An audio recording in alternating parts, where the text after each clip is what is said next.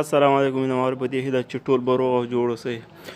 نن یو اپلیکیشن سره راغلی یم ډېر ښکلی د هغه پښتو قرآن ډېر ښایسته ترتیب شوی د پښتو باندې پښتو ترجمه او دغه خواص اوس په پلی سټور کې موندلی شئ. نو رابسو زه به یې دغه قرآن لینک په ویډیو ډسکرپشن کې واچوم، نو بیا له هغه ځای نه لینک اخیستلی سي او ډایرکټ پلی سټور ته تللی سي. نو دغه لینک به ووایم ما مخکې نه ډاونلوډ کړی، دا به تاسو ډاونلوډ کړئ او سکرین ته به لاړ سي. اوس به یې زه اوپن کړم او ډېر ښایسته ترتیب کړی دی. اوس مثلا که چیرې تاسو وایئ چې صرف همداسې بې ترجمې بس دا به ووایي، بې ترجمې یې کوئ نو دا صرف قرآن به ووایي او پښتو ژباړه بیا دا به ووایي پښتو ژباړه ورسره راځي. نو اوس پښتو ژباړه زه غواړم اوس دلته راغی که نه دا ګوره پښتو ترجمه یې سره مکمل راغله. ډېر ښایسته ده ټول قرآن کریم او ډېر ښه انداز کې جوړ کړی. بل څه ده آډیو که چېرې تاسو غواړئ دغه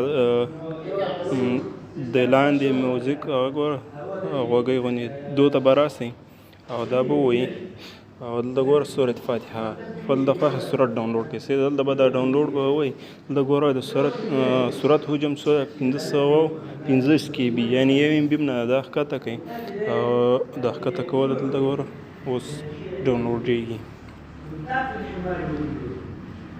بس دغه ستاسو کولی سئ دا قرآن کریم ټول خپل ځان ته هم ولیکئ. سورة فاتحه ډاونلوډ شو، صحیح ده. اوس ګوره دلته وایي فاتحې مبارکه سوره چې د قرآن عظیم الشان لومړۍ سوره ده په مکې معظمې کې رانازله شوې ده. مبارک آیاتونه لري، تلاوت او پښتو ترجمه یې له لومړي آیت څخه اورئ. اعوذ بالله من الشیطان الرجیم.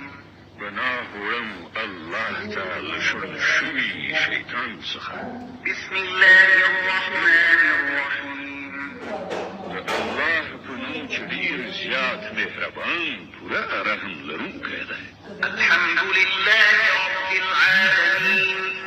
ټوله ثنا ستاینه یوازې الله لره ده چې د ټولو کائناتو رب دی. الرحمن. نو ورونو د ویډیو د غټېدو لپاره زه هم دلته پرېږدم. نو تاسو دغه طریقې باندې کولی سئ آډیو هم ځان ته ډاونلوډ کړئ سره د ترجمې.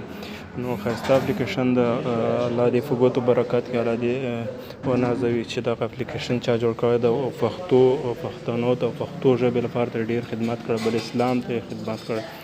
الله دې ونازوي، الله دې سرلوړی لري. ډېر ښایسته اپلیکیشن یې برابر کړی ده. نو که ویډیو خوښه شوي